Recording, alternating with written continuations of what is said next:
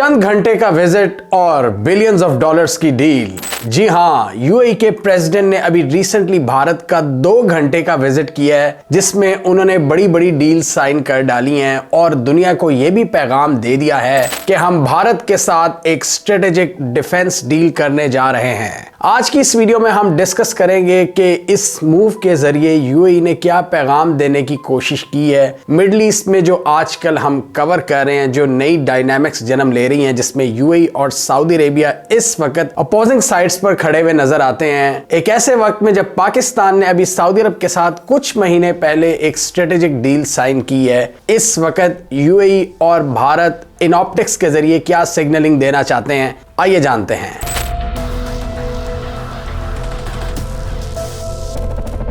UAE के president Sheikh Mohammad बिन Zaid Al Nahyan, जिनको MBZ भी कहते हैं, इनके 2 घंटे पर मबनी विजिट के दौरान इन्होंने भारत में बड़ा ही मसरूफ वक्त गुजारा है और इनके साथ यूएई की टॉप लीडरशिप भी मौजूद थी। इसमें एक बड़ा गवर्नमेंट डेलीगेशन शामिल था, जिसमें फॉरेन और डिफेंस मिनिस्टर्स भी मौजूद थे और वहां पर MOU साइन किए गए हैं भारत के साथ। और दोनों साइड्स ने एक लेटर ऑफ इंटेंट साइन किया है कि स्ट्रेटेजिक डिफेंस पार्टनरशिप की जानिब बढ़ा जाएगा और उस पर काम शुरू किया जाएगा। यानी अभी डिफेंस पार्टनरशिप साइन नहीं हुई, अभी लेटर ऑफ इंटेंट साइन हुआ है, जिसमें दोनों ने इस बात पर इत्तेफाक किया है कि इस पर हम काम करेंगे, यानी मैसेजिंग दे दी है।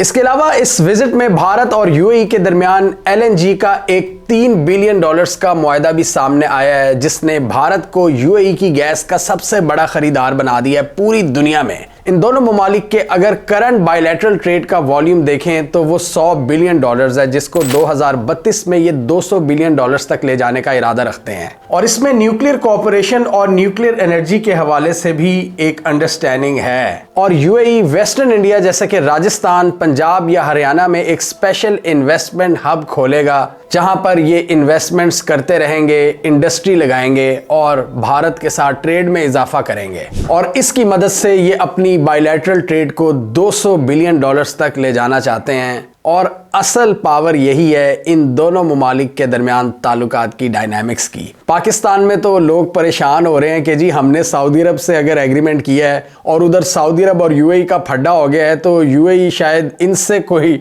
डिफेंस डील करने आ गया है। बिल्कुल भी नहीं।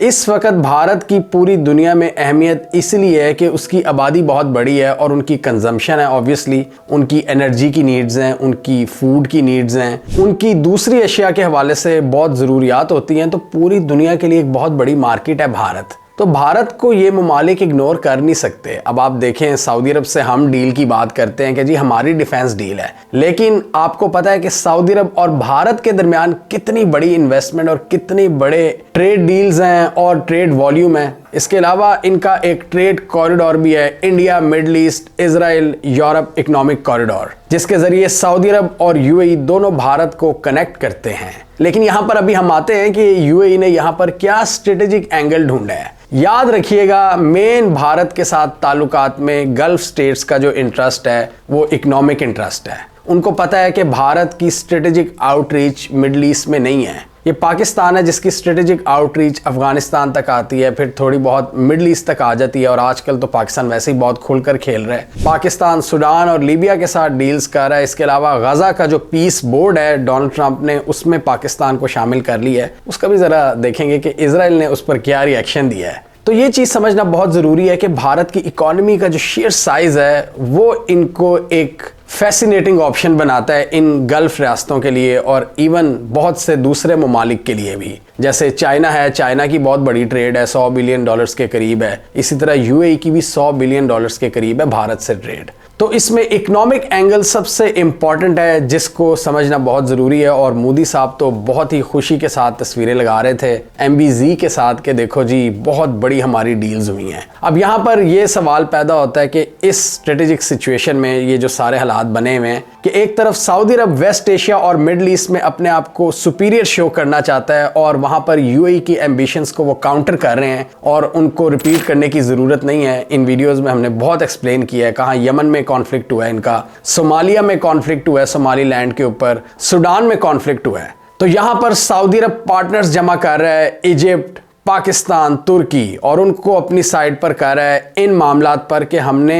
ऑफिशियल हुकूमतों को सपोर्ट करना है, हमने स्टेबिलिटी हासिल करनी है रीजन में, गवर्नमेंट्स को सपोर्ट करके, ना कि नॉन स्टेट एक्टर्स को। अब जिस तरह यमन के अंदर उनको इख्तलाफ था यूएई की पॉलिसीज से, उन्होंने एसटीसी को मार भगाया, और इसी तरह सूडान की आरएसएफ जिसके हवाले से जनरल बुरहान ने कहा था कि ये यूएई से पैसा ले रहे हैं और लोगों को मार रहे हैं, उस पर भी सऊदी अरब ने एक्शन लिया और सूडान की ऑफिशियल हुकूमत को मजबूत करने की कोशिश की है, और पाकिस्तान और सूडान की डील भी उसी सिलसिले की शायद एक कड़ी है। इसी तरह सीरिया में कामयाबी मिली है, जिसको हमने इस वीडियो में कल एक्सप्लेन किया है कि तुर्की और सऊदी अरब को कामयाबी मिली है। तो सऊदी अरब के इंटरेस्ट बहुत ज्यादा कन्वर्ज हो रहे हैं तुर्की, पाकिस्तान और मिस्र के साथ, जो 3 रीजनल प्लेयर्स हैं, और यहाँ पर यूएई के इंटरेस्ट थोड़े से इनसे डाइवर्ज हो रहे हैं और उनके इंटरेस्ट किसी हद तक इजराइल के साथ नजर आते हैं, चाहे वो सोमालिया का इशू हो, सोमाली लैंड की रिकग्निशन हो, हॉर्न ऑफ अफ्रीका की जियो पॉलिटिक्स हो, बाबुल मंडब स्ट्रेट, ये यमन, सोमाली लैंड वगैरह, और सीरिया, और फिर उसके आगे आप गजा में भी चले जाएं तो यहाँ पर भी इनके इंटरेस्ट सिमिलर हैं और सऊदी अरब के इंटरेस्ट इनसे थोड़े से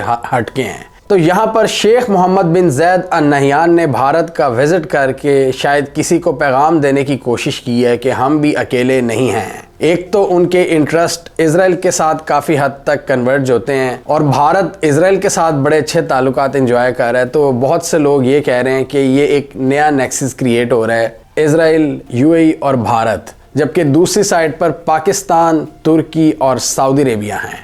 और जैसे मैंने पहले कहा कि भारत और यूएई के दरमियान ये फ्रेश डील्स, इनका ज़्यादा ताल्लुक इकोनॉमी से है, ट्रेड से है, इन्वेस्टमेंट से है, लेकिन कहीं ना कहीं ये अपने डिफेंस ताल्लुकात में भी बेहतरी ला रहे हैं। लेकिन इसका ये हरगिज़ मतलब नहीं है कि भारत मिडल ईस्ट की जियो पॉलिटिक्स में एंटर होने जा रहा है, बिल्कुल भी नहीं। हाँ, वो उनके साथ जॉइंट ट्रेनिंग प्रोग्राम शुरू कर सकते हैं, एक्सरसाइजेस शुरू कर सकते हैं, मिलिट्री टू मिलिट्री इंगेजमेंट बढ़ा सकते हैं। वो तो सऊदी अरब ने भारत से भी थोड़ी सी बातचीत की थी इस हवाले से, लेकिन वो शायद कोई बात इतनी बनी नहीं, क्योंकि Pakistan being a Muslim country एक नेचुरल एलाय बनता है सऊदी अरब का, और हमारे हिस्टोरिकल टायर्स हैं, पाकिस्तान की मिलिट्री की जो प्रेजेंस है वो पाकिस्तान को ज़्यादा नेचुरली वहाँ अलाइन करती है सऊदी अरब में। इंडिया इसलिए उनकी बात मान नहीं सकी। 2020 में बड़ी कोशिशें की थी इंडिया ने कि हम सऊदी अरब में एंटर हो जाएं, लेकिन वो कामयाब नहीं हो सके। तो अब यूएई के ज़रिए वो कोशिश कर रहे हैं कि शायद हमें वहाँ पर कोई जगह मिल जाए, हम पाकिस्तान पर नज़र रखें। ऐसा ये भारत के ड्रीम्स हैं और ये कभी पूरे नहीं होंगे। और दूसरा, उनका इजराइल भी एक इम्पॉर्टेंट पार्टनर है,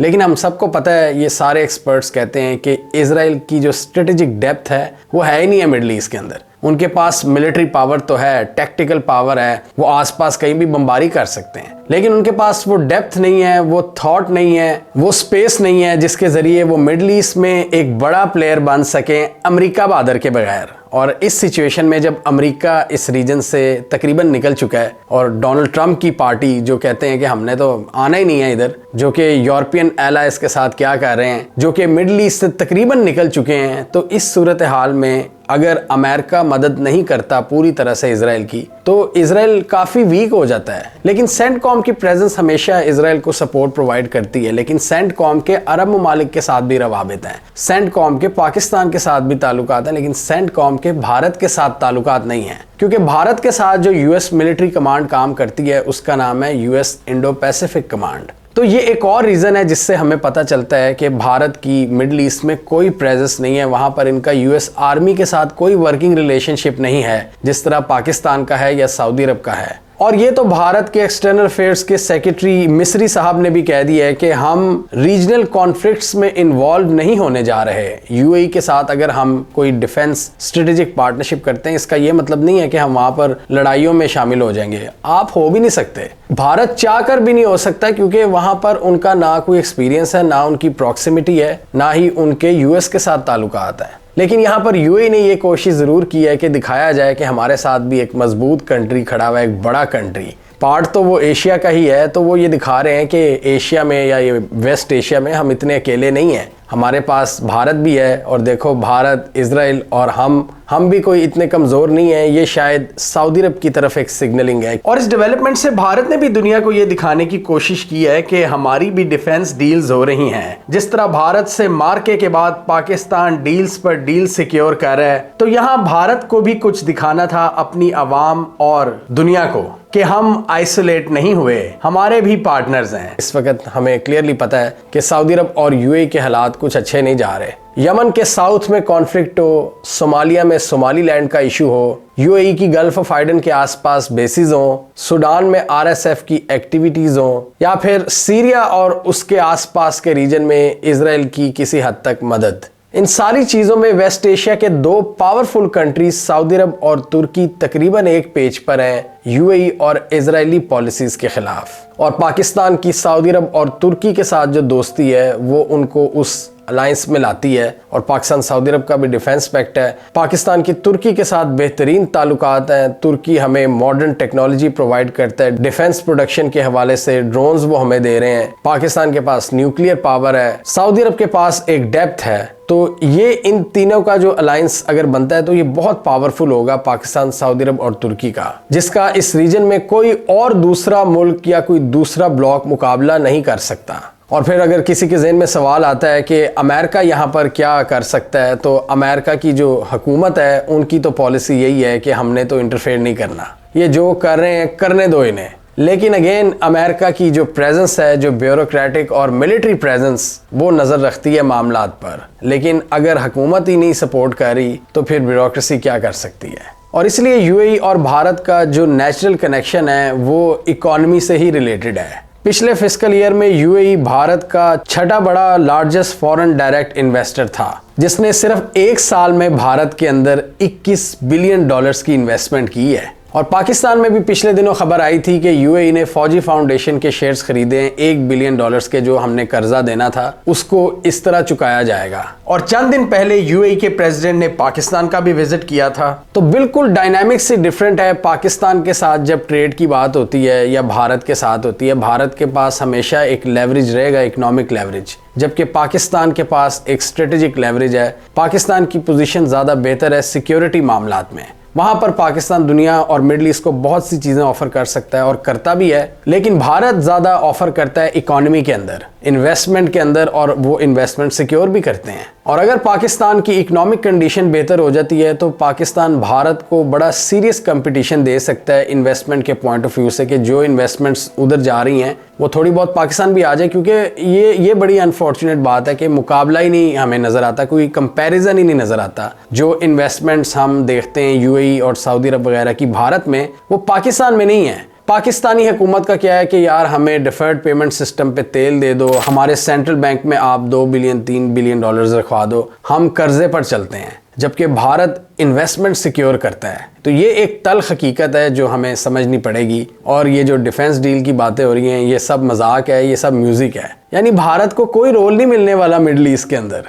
हाँ, इन्वेस्टमेंट्स वो ज़रूर सिक्योर करेंगे और हमें भी चाहिए कि हम ज़्यादा से ज़्यादा इन्वेस्टमेंट सिक्योर करें। जितनी ज़्यादा इन्वेस्टमेंट होगी, जितना पैसा होगा, जितनी इकॉनमी का साइज़ होगा, उतना ही आपकी जो स्ट्रेटेजिक स्टेबिलिटी है वो कायम होगी। आप मज़ीद मजबूत होंगे। अगर आप इस हालत के साथ भी सिक्योरिटी वाइज मजबूत हैं तो आप खुद सोचें कि अगर इकॉनमी अच्छी हो जाए तो फिर क्या हाल हो सकता है आपका, कि किस हद तक हम आगे जा सकते हैं। पाकिस्तान की जितनी टोटल एक्सपोर्ट्स है ना भारत की, वो सिर्फ यूएई को हैं। आप अंदाज़ा लगाएं, 37 बिलियन डॉलर्स पाकिस्तान की 37 से 40 के करीब हैं टोटल एक्सपोर्ट्स, और भारत की सिर्फ यूएई को इतनी ज़्यादा एक्सपोर्ट्स हैं। तो ये एक अनफॉर्चुनेट चीज़ है इस पर भी हमें सोचना चाहिए कि इस साइड को भी हमने दुरुस्त करना है। तो जैसे हमने अखज़ किया कि पाकिस्तान की स्ट्रेटेजिक पोजीशन ज़्यादा बेहतर है मिडल ईस्ट में, इसमें कोई शक नहीं है। और इस हवाले से खबर आ गई है कि ट्रंप का जो गज़ा बोर्ड ऑफ पीस है उसमें पाकिस्तान और जॉर्डन को ट्रंप ने इनवाइट कर दिया है, और इस पर इसराइल इतना ज़्यादा खुश नहीं है। जॉर्डन तो इनका तकरीबन पार्टनर ही है, जॉर्डन इनके डिफेंस सिस्टम में भी मदद करता है इसराइल की। लेकिन पाकिस्तान के हवाले से इसराइली मीडिया पर मैं देख रहा था कि काफ़ी तशवीश पाई जा रही थी, और वो कह रहे थे कि एक और हॉस्टाइल कंट्री आ गया जो कि ट्रंप के बोर्ड ऑफ पीस में शामिल होने जा रहा है। वो कह रहे हैं कि जी देखो, कतर भी है कंसल्टेशंस में, तुर्की भी है, सऊदी अरब भी है। अब इनको आजकल तुर्की और सऊदी अरब भी पसंद नहीं आ रहे इसराइलीज को, क्योंकि ये जो खबर है कि पाकिस्तान, तुर्की और सऊदी अरब एक अलायंस में जा रहे हैं, डिफेंस अलायंस में, इसकी बाज़ गश्त पूरी दुनिया के मीडिया पर फैल चुकी है। और इवन टॉमी रॉबिन्सन जैसे लोग जो यूके की right wing, extreme right wing के लोग हैं, जिनकी हरकतों का हमें अंदाज़ा है, जो कि इजराइल के भी सपोर्टर्स हैं और बड़े शदीद एंटी पाकिस्तान हैं, उनके अकाउंट्स की तरफ से तशवीश का इजहार किया जा रहा है कि पाकिस्तान, सऊदी अरब और तुर्की क्यों डिफेंस पैक्ट में जा रहे हैं। और इजराइल का अखबार टाइम्स ऑफ इजराइल पाकिस्तान की इस शमूलियत के हवाले से क्या लिखता है कि ज्यूइश स्टेट के साथ पाकिस्तान के डिप्लोमेटिक रिलेशंस नहीं, और पाकिस्तान ने हमेशा वोकली अपोज किया है इजरायली एक्शंस को और इनको जेनोसाइड करार दिया है। और उनके मुताबिक पाकिस्तान अगर ट्रंप की इस इनवाइट को एक्सेप्ट कर लेता है तो पाकिस्तान उस सिंबॉलिक बोर्ड का हिस्सा बन जाएगा जो लार्जली एंटी इजराइल है। और उन्होंने मेंशन किया तैयब उर्दगान को कि ये कितने ज्यादा एंटी इजराइल है। देखो वो कम थे जो पाकिस्तान भी अब गजा पीस बोर्ड में एंटर होगा। तो इजराइल ने बड़ी क्लियरली मुखालफत की थी तुर्की की शमूलियत की, ये जो गजा फोर्स थी। पाकिस्तान की डायरेक्ट मुखालफत अभी तक उन्होंने की नहीं और उसकी रीजंस हमने इस वीडियो में बताई थी कि उनको अभी पाकिस्तान से कोई डायरेक्ट थ्रेट नहीं है। उनका डायरेक्ट कॉन्फ्लिक्ट इस वक्त तुर्की के साथ ही है, जो उनकी प्रॉक्सिमिटी में भी है, करीब है, और बड़ा चैलेंज करता है उनको मीडिया में और हर जगह पर, और अपना मिलिट्री मसल भी दिखाता रहता है। पाकिस्तान का रीजन ही सेपरेट है, वो वेस्ट एशिया है, हम साउथ एशिया का हिस्सा हैं। तो इसलिए इजराइल को अभी वो वाला थ्रेट नहीं है, लेकिन वो गहरी नज़र रखते हैं कि जितनी उनकी बैशिंग होती है पाकिस्तान के ओवरऑल डिस्कोर्स में, पाकिस्तान के मीडिया में, ये सब ये बड़ी गहरी नज़र से देखते हैं। और इसलिए बहुत से इजरायलीज को पाकिस्तान, तुर्की और कतर शदीद नापसंद हैं। वो कहते हैं कि यहाँ पर इस्लाम का बड़ा बोलबाला होता है, ये स्ट्रेटेजिक ऑटोनॉमी को एंजॉय करते हैं, इनकी मिलिट्री स्ट्रेंथ है स्पेशली पाकिस्तान और तुर्की की, तो इनको हमारे मुकाबिल नहीं आना चाहिए, क्योंकि वो तो ऐसा बिगड़ा हुआ बच्चा है ना उस रीजन में जिसको हमेशा अमेरिका की सपोर्ट हासिल रही है। तो उनके सामने वो कोई तगड़ा बच्चा आ जाए तो वो पसंद नहीं आता उन्हें, तो वो फिर अपने मीडिया के जरिए उसकी बैशिंग शुरू हो जाते हैं कि देखो एक और हॉस्टाइल कंट्री आ गया। तो पाकिस्तान के बारे में भी अब यही लिखा जा रहा है। तो कतर और तुर्की की गजा बोर्ड ऑफ पीस के अंदर पॉसिबल इन्वॉल्वमेंट से इजराइल को बहुत ज़्यादा तकलीफ है और उन्होंने इस पर एतराज़ात भी उठा दिए हैं।